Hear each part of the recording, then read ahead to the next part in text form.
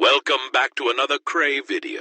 Please subscribe to my YouTube channel so you don't miss any videos. And for people really into the Krays, join our private Facebook group, Krays Crime Lords of London, where you can find stuff possibly unavailable anywhere else. We're an established group and very friendly. The link is in the YouTube description section.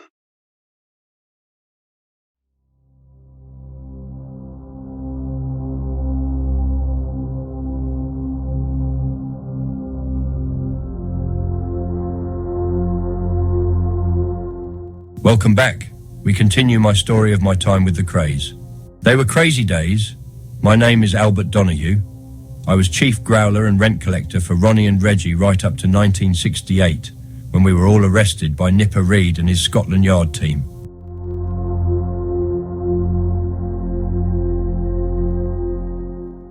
We were told that the Richardsons even tortured their own people, especially the men who fronted their long firms. As I've explained, when gangsters shut a long firm down and run off with all the goods, the front men are always the fall guys. They get nicked because their names are on all the paperwork. Most front men regard jail as an occupational hazard, but a few, particularly those who don't come from a criminal background, may get upset when they realise they're really going to jail. Now, sometimes these guys want to start screaming, but if a Richardson fall guy went to complain to them, or if the Richardsons heard they were getting pally with a copper, they would be taken in, cranked up, and given the electric treatment. We were told all this stuff about the Richardsons and how they nailed people to the floor. Some of this has filtered out and been used in movies like Villain with Richard Burton, where they hung a guy out the window, cut his arse with a razor, and left him hanging there. The Richardsons did something similar. It seems they went to some guy's premises and had an argument with him, but he wouldn't let them walk out. He kept going, let me explain, but they just wanted to get away. So they gave him a right-hander, held him down, and just put a nail through his hand into the floor so they could walk out in peace. They just left him there, like tying a dog to a lamppost.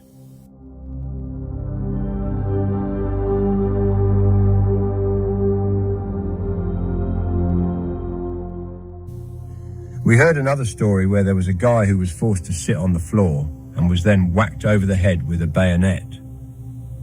You haven't got a lot of flesh on your skull, so the blow left a gaping wound.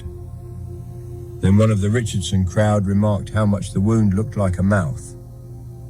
So another gangster who was eating a pie at the time said, "Yeah, well, let's give it something to eat," and ground the pie into the gas. Meantime, the victim was just sitting there moaning and screaming. Well, whether these stories were true or false, when Ronnie heard them, he used to say that anyone who tortured somebody must be a coward. That was rich coming from him. What's the difference between torturing someone and having him paralyzed with fear while you whack him with a Gurkha knife or branding him with a red-hot poker? There's no difference to me. A lot more torture stuff came out when Fraser and the Richardsons went on trial in 1967, how their victims had their toes smashed and their teeth pulled with pliers. Of course, the Richardsons say it was all a setup. They never did any of this, but there's people walking or limping around today who will tell you different. Some were brave enough to give evidence against them in court.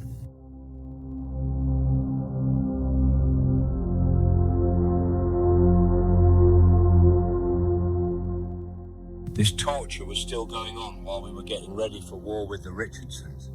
So if we were ever sent south of the water, we always went in a hired car, and we always had a shooter in the door pocket. This way, if the police stopped us and found the gun, we could protest that we didn't know it was there. Tell them it's not our car. That was our legal way out. But we had to have a gun because everything on the other side of the Thames was Indian country. If the Richardsons could have got hold of any one of us, we'd have been cranked up, so we didn't take the risk.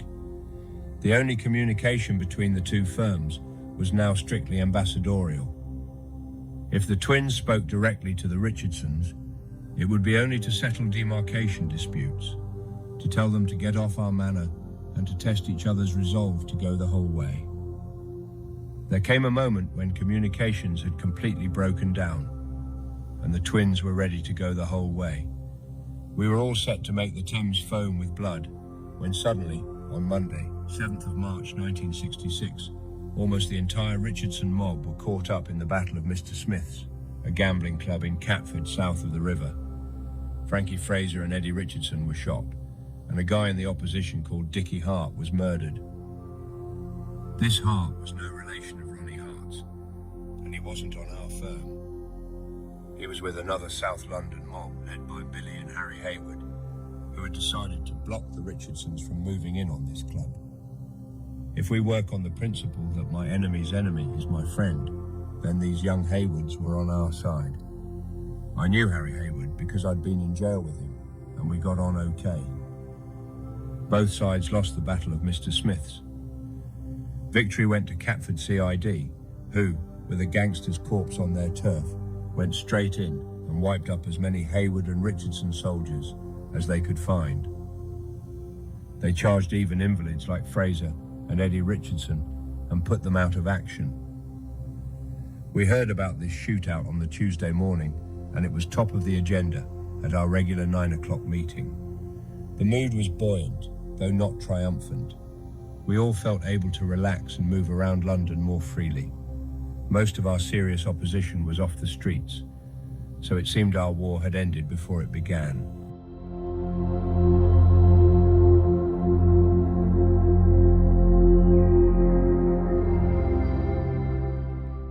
No contest. But how long were these guys really off the streets for? Neither Fraser nor Eddie were at death's door. They might be bailed and back at work any day, a prospect likely to frighten off all witnesses against them. Anyway, their boss, Charlie Richardson, wasn't even there that night. We didn't know he was in South Africa, but wherever he was, we knew he wouldn't let this trouble interfere with his imperial ambitions, and he'd quickly regroup his forces. Many members of his firm were still at liberty, including my target Brian Mottram and a man called George Cornell. They weren't at Mr. Smith that night. They couldn't be implicated and were still walking about. So we'd have had to be completely stupid to stand down and relax. The command from Colonel Ron was eternal vigilance. This was just the moment the enemy would be expecting us to drop our guard. This was just the moment they might strike. On the same Tuesday, we were warned that the remaining Richardsons were already planning a strike. The coming Saturday, they were going to lay up for us outside the Lion pub in Tap Street, Bethnal Green. Naturally, this intelligence made us all a bit edgy. There were a lot of guns about. We were ready for the off, fingers on the trigger.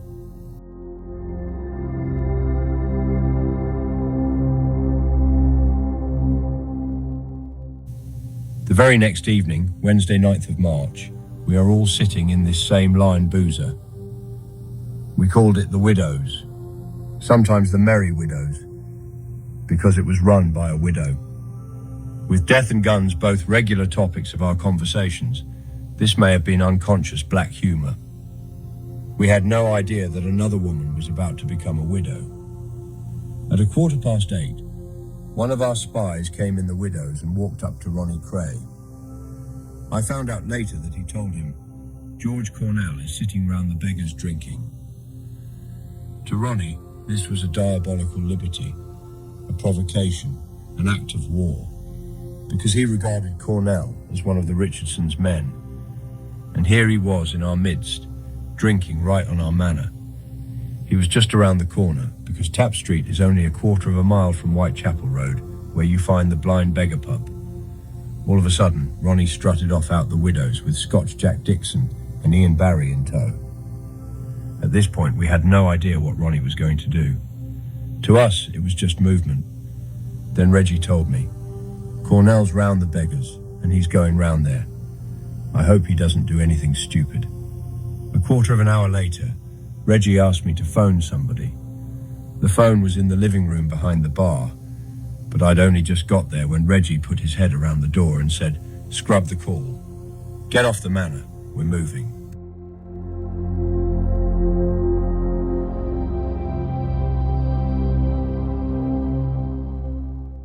By now, the other three had come back. We all went outside and jumped into whatever car there was room in. As always, they were all pointing in different directions to fox any police who might have been about. They wouldn't know which cars to follow. I was in a car driven by Scotch Jack, with Ronnie Kray beside him in the passenger seat. We drove to the Stowe Club, a little spieler in Hoe Street in Walthamstow, and went straight up to the old poker room on the top floor. Then Ian Barry came in and Charlie Clark was brought up. Charlie was an old cat burglar who'd had to retire after falling off a drain pipe, so he was given a little bit of work up at the Stowe. Then I saw Ronnie give him 2 guns, a Luger, which looked new, and a small black automatic. Ronnie told old Charlie to get rid of them, dump them in a canal, so they'd never be seen again. Then we all left the Stowe and went over to the Checkers, where, as it happened, the landlord was an ex-cop. We walked into the back bar, which wasn't normally used, and someone was sent off to get Ronnie, Jack and Ian all a change of clothes.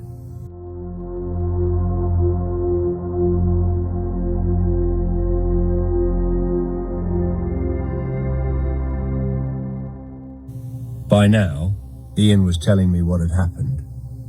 Scotch Jack had driven them round to the Beggars, then Ronnie and Ian, with a shooter each, walked into the pub and saw George Cornell sitting at the end of the bar with another South Londoner, Albert Woods, a fella called Dale and somebody else. Ian said he let one go in the ceiling near the door, just to get people's heads down. Ronnie Kray walked straight up to Cornell and fired off 2 shots into his head. They walked out and zipped back to the Widows. Then Ronnie Kray walked up to Reggie and said, "Well, I've done mine. You better get on with doing yours." Then Reggie said to Ronnie, "What? You've shot Cornell? You've fucking done it now. You've got to get off the manor," which is why we'd all sped down to Walthamstow.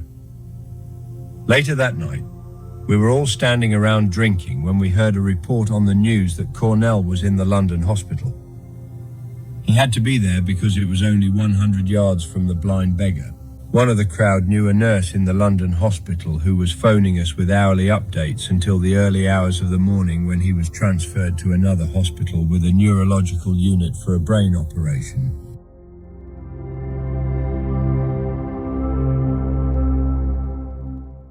It was between 2 and 3 o'clock when we heard he'd died and a little cheer went up.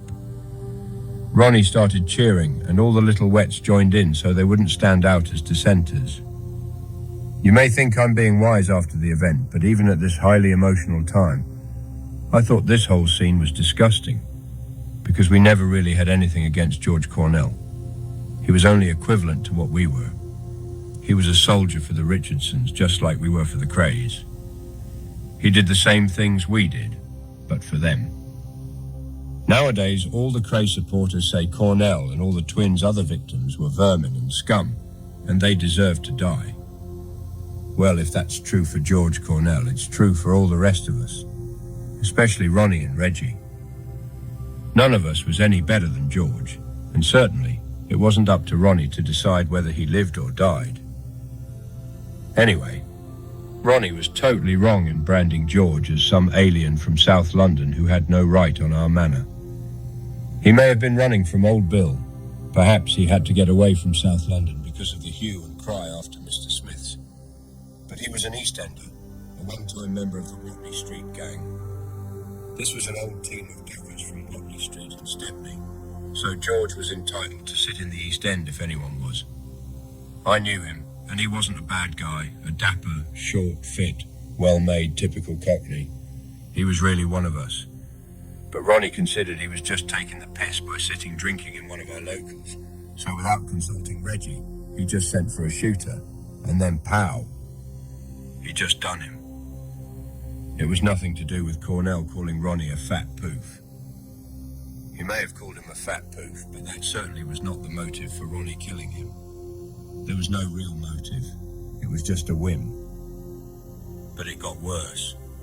Ronnie wanted us to go straight out and kill Cornell's brother, Eddie, who was also known as Eddie Myers. We heard that Eddie was shouting a bit in his drink that he was going to get the twins.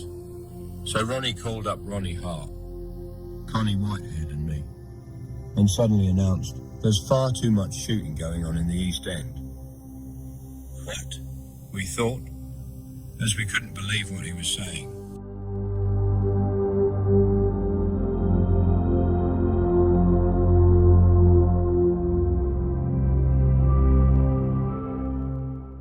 Has killing George Cornell driven him through some overnight conversion?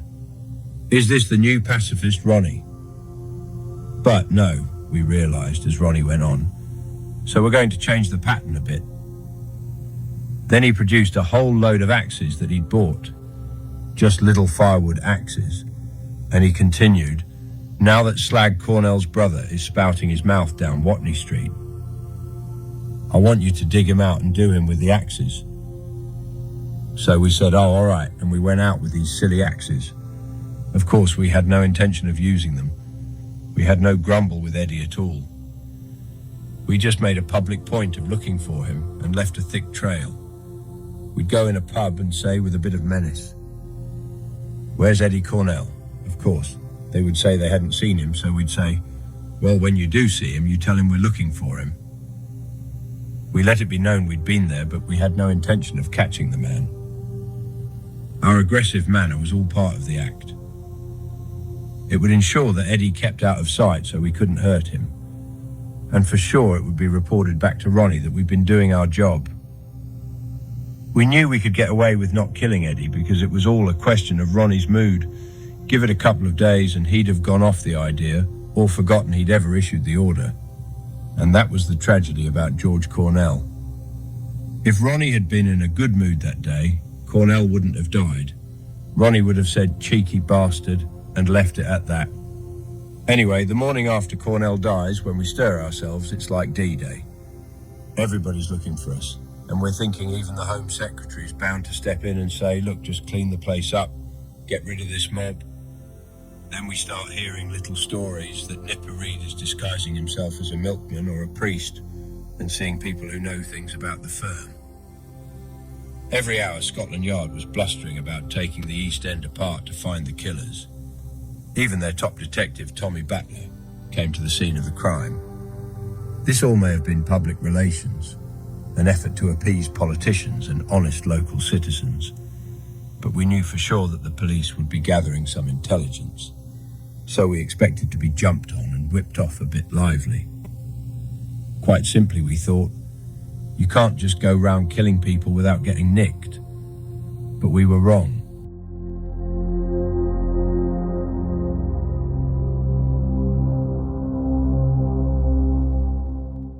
For years, the police couldn't get any hard information about the murderers, and if the twins had never killed anyone else, no one would ever have been charged over Cornell.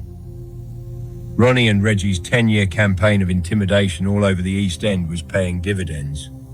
At this time, there wasn't a single witness to any event surrounding Cornell's death who was prepared to tell all to the police. Even if people who saw the shooting had been asleep for the previous decade and knew nothing of Ronnie's reputation, the mere sight of Ian Barry waving a gun would have terrified them into silence. He deliberately cultivated a gangster image, which lent heavily on a ghastly scar on one side of his face, the result of severe burns suffered while he was in the army. He rarely smiled, and his stern expression was matched by a stiff, upright walk, which gave him a mechanical gait, like Frankenstein's monster. To compound this, he would focus on people with a fixed glare. The overall effect appealed to Ronnie. It was Ian's appearance, not his limited strength or courage, that made him so valuable to the Colonel. If you ever saw this guy staring at you in the half-light of a drinking club, with his wrinkled scar gleaming as if lit up from within, it would make your pants rattle. His soft-spoken Edinburgh accent only enhanced the nightmare.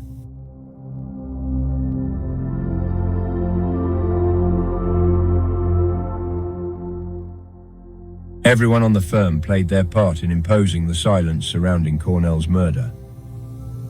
We all had bits of business to do. We had got to get going on Patsy and Jimmy Quill, the brothers who owned the Blind Beggar. They weren't in the bar at the time, so they couldn't be severely pressured by the police. But someone from the firm would have to question them straight away about what they knew and what were they going to do about it. They were well known to us, ever since the days when they ran a car business, and they certainly weren't going to betray Ronnie Kray. A week or so after the killing, I had a meet with Patsy Quill at the Rose and Punch Bowl in Jubilee Street. This had to be done carefully because we knew the police were following Patsy about. I met him upstairs and we talked about the barmaid on duty that night. Apparently she'd seen it, and Ronnie wanted to find out what she was like, whether she would talk to the law or not. I think we gave Patsy £100 for her, though I don't think he ever found her to hand it over. He seemed to think she was pretty reliable, so the twins asked me to set up a meet with her. I don't know why they picked on me. Maybe they thought she'd trust me.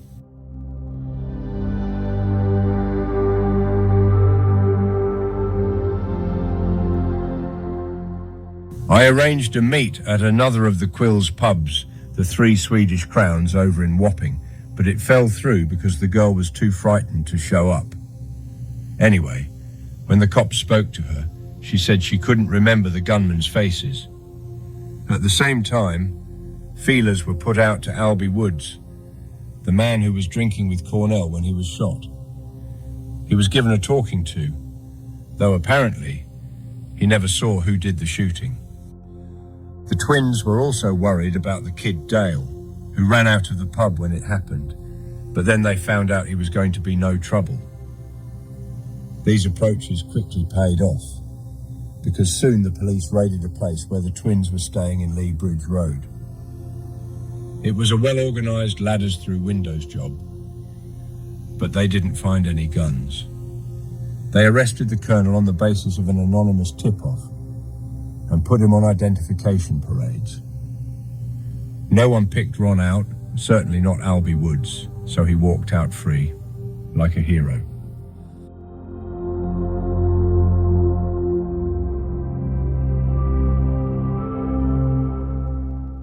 As the months went by without him getting charged, he really believed he was untouchable. He thought he had got away with one murder, so, in his twisted mind, there was nothing to stop him doing a few more. His list got longer and longer.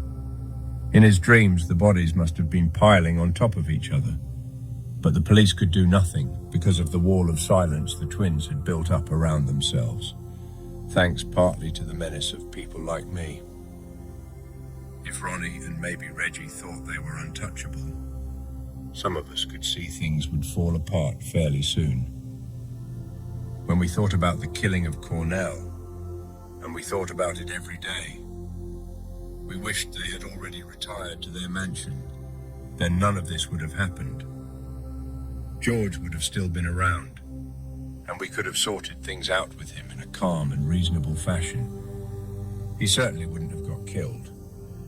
In the meantime, the party rolled on. The Krays had become part of show business, and everybody wanted to get in on the act. Well, that's all for this time, guys. Thank you for listening, and I'll see you in the next one.